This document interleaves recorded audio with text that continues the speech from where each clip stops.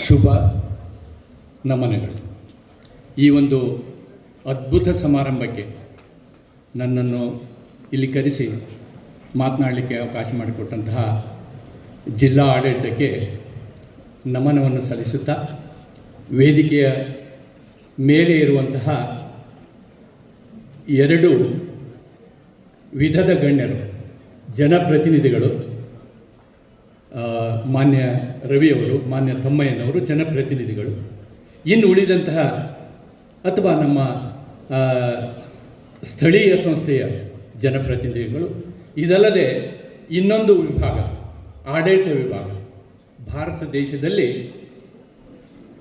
IAS IPS ಅಂತ ಹೇಳ್ತೀವಿ ನಾವು.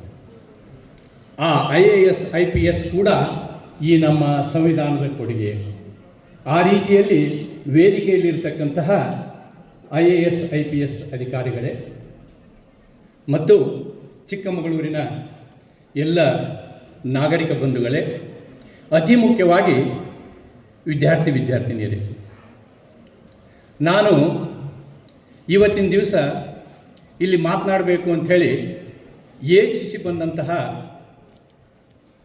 90% ವಿಷಯಗಳನ್ನು ಮಾನ್ಯ ರವಿಯವರು ನಿಮಗೆ ಹೇಳಿಬಿಟ್ಟಿದ್ದಾರೆ. ಅಂದರೆ ಇದು ನಮ್ಮ ಸುದೈವ. ಯಾಕೆ ಈ ಮಾತನ್ನು ಹೇಳ್ತೀನಿ ಅಂತಂದರೆ, ನಮ್ಮ ದೇಶವನ್ನು ಆಳಲಿರುವವರು ನಾವೇ. We the people of India, ಭಾರತೀಯರಾದ ನಾವು. ನಮ್ಮಲ್ಲಿ ಕೆಲವೊಬ್ಬರನ್ನು ಚುನಾಯಿಸಿ ನಮ್ಮನ್ನು ಆಳಿಸಲಿಕ್ಕೆ ನಾವು ಕಳಿಸ್ತೀವಿ. ಅಂಥವರಿಗೆ ಈ ಸಂವಿಧಾನದ ಪರಿಪೂರ್ಣವಾದಂತಹ ಜ್ಞಾನ ಇದೆ ಅಂತಕ್ಕಂತಹ ಒಂದು ವಿವರವನ್ನು CT ರವಿಯವರು ನಿಮಗೆ ತೋರಿಸಿಕೊಟ್ಟಿದ್ದಾರೆ. ಅಂತಹ ಅದ್ಭುತವಾದಂತಹ ಭಾಷಣವನ್ನು ಅವರು ಮಾಡಿದ ಮೇಲೆ ನಾನು ಮಾತನಾಡ್ತಕ್ಕಂತಹ 90% ವಿಷಯ ಮುಗಿದು ಹೋಗಿದೆ. ಇನ್ನು 10% ವಿಷಯವನ್ನು ನಾನು ಮಾತಾಡಬೇಕು. ಆ 10% ವಿಷಯ ಏನು ಅಂತಂದರೆ, ಒಂದು ಸಮಾಜ ಅಂದರೆ ಒಂದು ಸಮಾಜವನ್ನು ನಾವು ಪುರಾತನ ಕಾಲದಿಂದ ಬಂದಿದ್ದೀವಿ. ನಾವು ಸಾಕ್ರೇಟ್ಸ್ನ ವಿಧ ಅಂತ ಹೇಳ್ತೀವಿ, ಪಾಲಿಬಿಯಸ್ನ ಟೈಮ್ ಅಂತ ಹೇಳ್ತೀವಿ. ಅಲ್ಲಿಂದ ಇಲ್ಲಿಯವರೆಗೆ ಸಮಾಜ ಬೆಳೆದು ಬಂದಿದೆ. ಒಂದು ಕಾಲದಲ್ಲಿ ಸಮಾಜ ಇತ್ತು. ಆ ಸಮಾಜದಲ್ಲಿ ಕಾನೂನು ಏನಂದರೆ ಮೈಟ್ ಈಸ್ ರೈಟ್ ಅಂತ ಹೇಳ್ತಾರೆ. ಮೈಟ್ ಈಸ್ ರೈಟ್ ಅಂದರೆ ಯಾವನಿಗೆ ಬಲ ಇದೆ ಅದೇ ಕಾನೂನು ಅಂತ. ಅವತ್ತಿನಿಂದ ಇವತ್ತು ನಾವು ಎಲ್ಲಿಗೆ ಬಂದಿದ್ದೀವಿ ಅಂತಂದರೆ ನಾಗರಿಕ ಸಮಾಜಕ್ಕೆ ಬಂದಿದ್ದೀವಿ. ಇದೊಂದು ಎವಲ್ಯೂಷನ್. ಇದು ಹೇಗೆ ಬೆಳೀತದೆ ಅಂತಂದರೆ, ಮೊದಲು ಒಂದು ಸಮಾಜ ಆಗ್ತದೆ, ಒಂದು ಹಳ್ಳಿ ಆಗ್ತದೆ, ಹಳ್ಳಿಯ ಜೊತೆಗೆ ಅನೇಕ ಹಳ್ಳಿಗಳು ಸೇರ್ತವೆ, ಅನೇಕ ಹಳ್ಳಿಯಿಂದ ನಾವು ಒಂದು ಜಿಲ್ಲೆಯನ್ನು ಮಾಡ್ತೇವೆ, ಜಿಲ್ಲೆಯಿಂದ ರಾಜ್ಯ ಆಗುತ್ತೆ, ರಾಜ್ಯದಿಂದ ರಾಷ್ಟ್ರ ಆಗುತ್ತೆ. ಆದರೆ ಇದೆಲ್ಲವನ್ನು ವ್ಯವಸ್ಥಿತವಾಗಿ ನಡೆಸಬೇಕು ಅಂತಕ್ಕಂಥ ಒಂದು ಚಿಂತನೆಯನ್ನು ಅನೇಕ ರಾಜಕೀಯ ವ್ಯಕ್ತಿಗಳು ಚಿಂತನೆ ಮಾಡಿದರು. ಪಾಲಿಬಿಯಸ್ ಚಿಂತನೆ ಮಾಡ್ದ. ಅವನು ಹೇಳ್ತಾನೆ, ಒಂದು ಮಿಕ್ಸ್ಡ್ ಗೌರ್ಮೆಂಟ್ ಇರಬೇಕು ಅಂತ ಹೇಳಿ. ಆ ಮಿಕ್ಸ್ಡ್ ಗೌರ್ಮೆಂಟ್ ಅಂದರೆ ಏನು ಅಂತಂದರೆ, ಅದರಲ್ಲಿ ಒಬ್ಬ ಮೊನಾರ್ಕ್ ಇರಬೇಕು, ಅದರಲ್ಲಿ ಅರಿಸ್ಟೋಕ್ರಾಟ್ಸ್ ಇರಬೇಕು, ಅದರಲ್ಲಿ ಜನಪ್ರತಿನಿಧಿಗಳಿರಬೇಕು ಅಂತಕ್ಕಂಥ ಒಂದು ಭಾವನೆಯನ್ನು ಕ್ರಿಸ್ತಶಕ ಪೂರ್ವದಲ್ಲಿ ರೋಮನ್ ರಾಜಕೀಯ ತಜ್ಞರು ತೆಗೆದುಕೊಂಡು ಬಂದಂಥದ್ದು. ಅದು ಬುನಾದಿ. ಅದನ್ನು ನಾವು ನಮ್ಮ ಸಂವಿಧಾನಕ್ಕೆ ಇವತ್ತು ಹೋಲಿಸೋದಾದರೆ, ನಮ್ಮ ಸಂವಿಧಾನದಲ್ಲಿ ಅರಿಸ್ಟೋಕ್ರಾಟ್ ಇಲ್ಲದೆ ಹೋದರೂ ಕೂಡ ರಿಪಬ್ಲಿಕನ್ ಕ್ಯಾರೆಕ್ಟರಿಸ್ಟಿಕ್ ಇದೆ. ಅಂದರೆ ನಮ್ಮ ದೇಶಕ್ಕೆ ಒಬ್ಬ ಪ್ರಮುಖರಿರ್ತಾರೆ, ನಾವು ಅವ್ರನ್ನ ರಾಷ್ಟ್ರಪತಿ ಅಂತ ಹೇಳ್ತೀವಿ. ಅದನ್ನು ನಮ್ಮ ಸಂವಿಧಾನದಲ್ಲಿ ಅಳವಡಿಸ್ಕೊಂಡಿದ್ದೀವಿ. ಅರಿಸ್ಟೋಕ್ರಾಟ್ಸ್ ಅಂತಂದರೆ ವಿಚಾರವಂತರು ಇರಬೇಕು ಅಂತ ಹೇಳ್ತೀವಿ. ನಮ್ಮ ದೇಶದ ಸಂವಿಧಾನದಲ್ಲಿ ನಾವು ಮೇಲ್ಮನೆಗೆ ಅವಕಾಶ ಮಾಡಿಕೊಟ್ಟಿದ್ದೀವಿ. ಅದನ್ನು ರಾಜ್ಯಸಭೆ ಅಂತೀವಿ, ರಾಜ್ಯ ಮಟ್ಟದಲ್ಲಿ ವಿಧಾನ ಪರಿಷತ್ ಅಂತೀವಿ. ಅಂತಹ ವಿಧಾನ ಪರಿಷತ್ತಿನ ಸದಸ್ಯರು ನಮ್ಮ ಮುಂದಿದ್ದಾರೆ. ಅಂದರೆ ದೇ ಆರ್ ಆಲ್ ಅರಿಸ್ಟೋಕ್ರಾಟ್ಸ್. ವಿಚಾರವನ್ನು ಸರಿಯಾದ ರೀತಿಯಲ್ಲಿ ತಿಳಿದುಕೊಂಡಂಥವರು ಮೇಲ್ಮನೆಯಲ್ಲಿ ಇರ್ತಾರೆ. ಆ ವ್ಯವಸ್ಥೆಯನ್ನು ನಾವು ನಮ್ಮ ಸಂವಿಧಾನದಲ್ಲಿ ಅಳವಡಿಸಿಕೊಂಡಿದ್ದೀವಿ.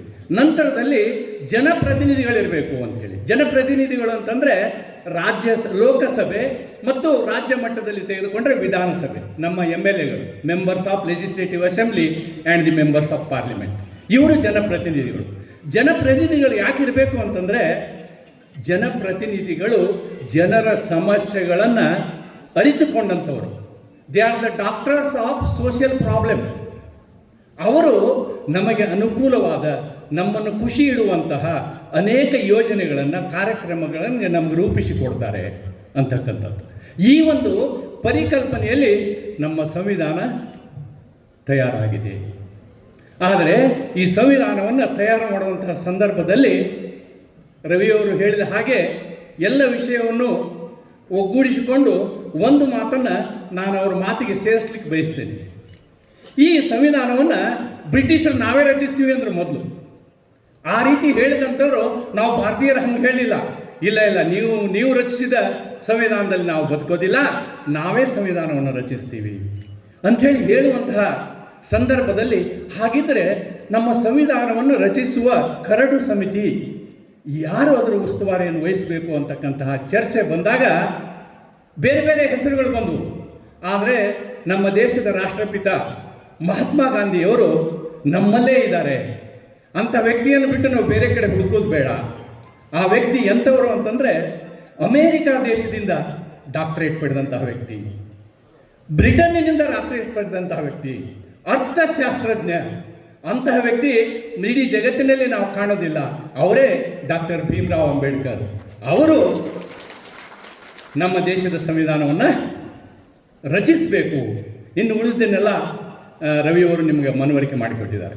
ಹಾಗಿದ್ದರೆ ನಮ್ಮ ಈ ಸಂವಿಧಾನದಲ್ಲಿ ಏನಿದೆ ಮತ್ತು ಈ ಸಂವಿಧಾನವನ್ನು ಈ ದೇಶದ ಪ್ರಜೆಗಳು, ಅದು ಪ್ರಮುಖವಾಗಿ ಯುವಕರು, ವಿದ್ಯಾರ್ಥಿಗಳು, ನೀವು ಯಾಕೆ ಅರಿತುಕೊಳ್ಬೇಕು ಅಂತಕ್ಕಂಥ ವಿಷಯವನ್ನು ನಿಮ್ಮ ಮುಂದೆ ಪ್ರಸ್ತಾಪಿಸಲು ನಾನು ಬಯಸ್ತೇನೆ.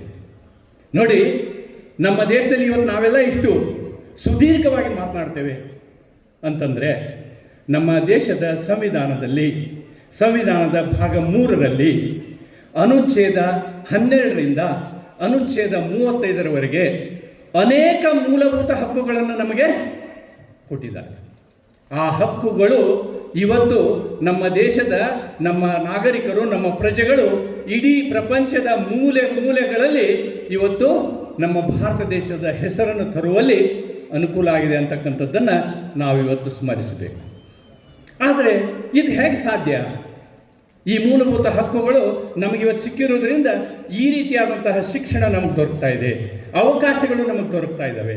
ಆದರೆ ಇದು ಹೇಗೆ ಸಾಧ್ಯ ಆಯಿತು ಅಂತಂದರೆ, ನಮ್ಮ ಈ ಸಂವಿಧಾನದ ಭಾಗ 4ರಲ್ಲಿ ನಾವು ಇನ್ನೊಂದು ವಿಷಯವನ್ನು ಪ್ರಸ್ತಾಪಿಸ್ತೀವಿ. ಅದಕ್ಕೆ ನಾವು ಹೇಳ್ತೀವಿ ರಾಜ್ಯ ನಿರ್ದೇಶನ ತತ್ವಗಳು ಅಂಥೇಳಿ, directive principles of state policy ಅಂತ ಹೇಳ್ತೀವಿ.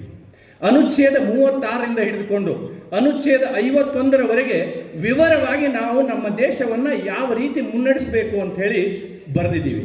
ಆ ರೀತಿಯಲ್ಲೇ ಕಾನೂನುಗಳನ್ನು ತಯಾರಿಸಿ ನಮ್ಮ ದೇಶವನ್ನು ಮುಂದುವರಿಸಿದ ಶ್ರೇಯಸ್ಸು ಈ ನಮ್ಮ ಪ್ರಜಾಪ್ರಭುತ್ವದ ಪ್ರತಿನಿಧಿಗಳಿಗೆ ಸೇರ್ತದೆ. ಆದ್ದರಿಂದ ನಾನು ಹುಟ್ಟಿದ ಸಮಯದಲ್ಲಿ, ನಾನು ಓದುವ ಸಮಯದಲ್ಲಿ ನಮ್ಮ ಊರಿನಲ್ಲಿ ಸೀಮೆಹಣ್ಣಿನ ಬುಡ್ಡೆ ಇಟ್ಕೊಂಡು ನಾವು ಓದಿದಂಥವರು, ಊರಿನ ಯಾವುದೇ ಒಂದು ಮೂಲೆಯಲ್ಲಿ ಒಂದು ಪಂಚಾಯತಿಯವರು ಲಾಟೀನ್ ಹಚ್ತಿದ್ರು. ಅಂತಹ ಸ್ಥಿತಿಯಲ್ಲಿದ್ದಂತಹ ಭಾರತ ಇವತ್ತು ಆಧುನಿಕ ಭಾರತವಾಗಿ ಆಗಿದೆ ಅಂತ ಹೇಳಿದರೆ ಅದು ನಮ್ಮ ಸಂವಿಧಾನದಲ್ಲಿ ಬರೆದಂತಹ ರಾಜ್ಯ ನಿರ್ದೇಶನ ತತ್ವಗಳಿಂದ ಮಾತ್ರ ಸಾಧ್ಯ ಆಗಿದೆ ಅಂಥೇಳಿ ನಾವು ಹೇಳ್ಬೋದು. ಇನ್ನೊಂದು, ಈ ಪ್ರಜಾಪ್ರಭುತ್ವದಲ್ಲಿ ನಾವು ಚಿಕ್ಕವರಿದ್ದಾಗ, ರವಿಯವರಿಗಿಂತಲೂ ಸುಮಾರು 20-30 ವರ್ಷ ವಯಸ್ಸಿನವನು ನಾವು ಚಿಕ್ಕವರಿದ್ದಾಗ ನಮಗೆ ಅನ್ನಿಸ್ತಾ ಇತ್ತು, ಇದು ಎಂಥ ಪ್ರಜಾಪ್ರಭುತ್ವ. ಈ ಪ್ರಜಾಪ್ರಭುತ್ವದಲ್ಲಿ ಮೊದಲಿನಿಂದಲೂ ಒಂದೇ ಪಕ್ಷ ಆಡಳಿತವನ್ನು ನಡೆಸ್ತಾ ಬಂದಿದೆ. ಉಳಿದವರು ಇಲೆಕ್ಷನ್ನಲ್ಲಿ ಸ್ಪರ್ಧಿಸ್ತಾರೆ, ಸೋಲ್ತಾರೆ ಅಂಥೇಳಿ ಯೋಚನೆ ಮಾಡ್ತಾ ಇದ್ದೀವಿ. ನೋಡಿ, ನಮ್ಮ ದೇಶದ ಈ ಸಂವಿಧಾನದ ವ್ಯವಸ್ಥೆಯಲ್ಲಿ ಸಂವಿಧಾನಿಕ ಸಂಸ್ಥೆಗಳಂತಕ್ಕಂಥವಿವೆ. ಏನು ಸಂವಿಧಾನಿಕ ಸಂಸ್ಥೆಗಳಂದರೆ, ನ್ಯಾಯಾಂಗ ಒಂದು ಸಂಸ್ಥೆ, ಸಂಸತ್ತು ಒಂದು ಸಂಸ್ಥೆ, ಕಾರ್ಯಾಂಗ ಒಂದು ಸಂಸ್ಥೆ, ಇಲೆಕ್ಷನ್ ಕಮಿಷನ್ ಒಂದು ಸಂಸ್ಥೆ.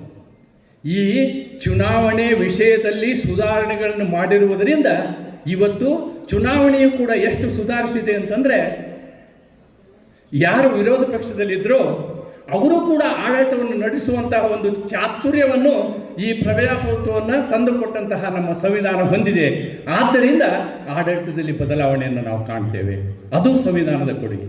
ಅಂದರೆ ಚುನಾಯಿತ ಪ್ರತಿನಿಧಿಗಳು ಎಲ್ಲಿಯವರೆಗೆ ಸಮಾಜಕ್ಕೆ ಅನುಕೂಲವಾಗುವಂತಹ ಕೆಲಸಗಳನ್ನು ಮಾಡ್ತಾರೋ ಅಲ್ಲಿಯವರೆಗೆ ಅವರು ಆಡಳಿತದಲ್ಲಿ ಮುಂದುವರಿತಾರೆ. ಅದೇ ರೀತಿ ಒಂದು ವೇಳೆ ಜನರಿಗೆ ನಮಗೆ ಅಧಿಕಾರ ಇರೋದು, ನಾವು ಚುನಾಯಿತ ಪ್ರತಿನಿಧಿಗಳನ್ನ ಆರಿಸ್ತೀವಿ. ಯಾವಾಗ ಆರಿಸ್ತೀವಿ ಅಂತಂದರೆ ಅವರು ಜನಪರ ಕಾರ್ಯಗಳನ್ನು ಮಾಡಿದಾಗ. ಅಂದರೆ ಇದು ಯಾವಾಗ ಸಾಧ್ಯ? ಇದನ್ನು ನಾನು ಇಲ್ಲಿಗೆ ಹೇಳಿದರೆ ನಿಮಗಿದು ಅರ್ಥ ಆಗಲಿಕ್ಕಿಲ್ಲ.